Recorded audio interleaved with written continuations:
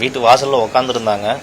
திடீர்னு தெருநாய் இப்படி வந்த நாய் உட்காந்துருக்கிறவங்கள பார்த்துட்டு பின்னாடி அவங்க இப்படி உட்காந்துருக்காங்க, இந்த சந்தில் போயிட்டு இப்படி வரும்போது கடிச்சிருச்சு.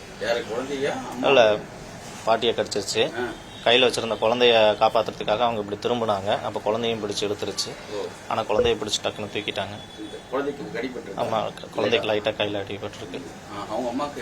அவங்களையும் பின்னாடி கடிச்சிருக்கு.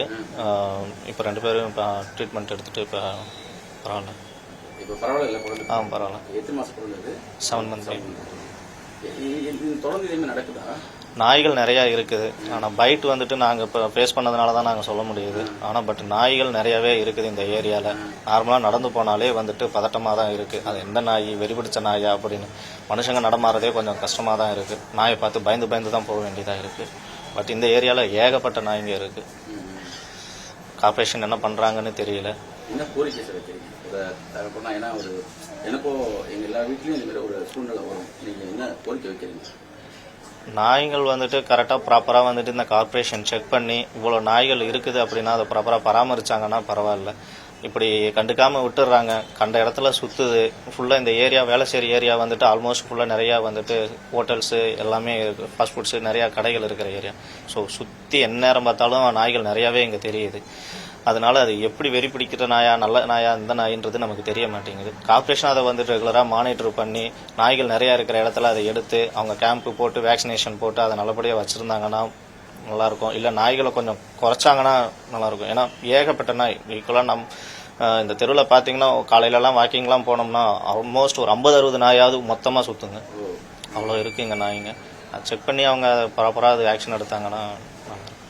ஆனால் அப்பா இங்கே வண்டி கழுவிட்டு இருந்தாருன்னா நாய் தெரு நாய். அது கழுவிட்டு இருக்கும்போது காலை கடிச்சிருதுங்க. அப்பா மட்டும் இல்லாமல் ஒரு 7 பேரை கடிச்சிருக்கு.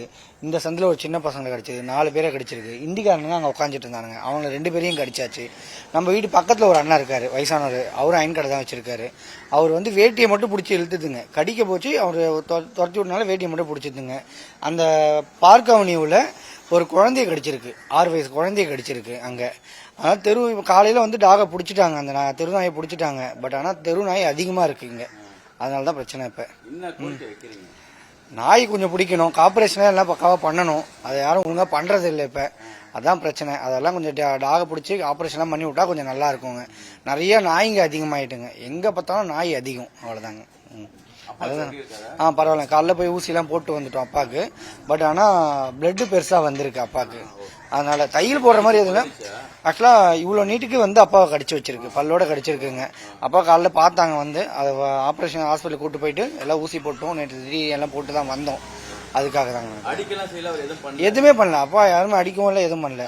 நாய் கடிச்ச உடனே தொடச்சி விட்டாங்க. இப்போ அப்பா மட்டும் இல்லை, பக்கத்தில் நார்மலா உட்காந்துட்டு இருந்தாருங்க. வண்டி தான் கழுவிட்டு இருந்தாரு. உட்காந்துக்கும் போதே கடிச்சிட்டுங்க. இந்திக்காரங்க அங்க உட்காந்துருந்தாங்க, அவங்களையும் கடிச்சிட்டுங்க. ஆமாங்க. இப்ப நீங்க ஒரு குழந்தைய கடிச்சதுன்னு சொல்லிட்டு உங்களுக்கு நியூஸ் வந்திருக்கும். அந்த குழந்தை பாத்தீங்கன்னா இந்த தெருவில் பக்கத்து பேக் சைடு அப்படி அங்கேயும் குழந்தைய கடிச்சிருக்குங்க. அதான் பிரச்சனை. இப்போ தெரு நாய் அதிகமா இருக்கு. அதை மட்டும் கொஞ்சம் கண்ட்ரோல் பண்ணணும் கொஞ்சம் ஃபுல்லா.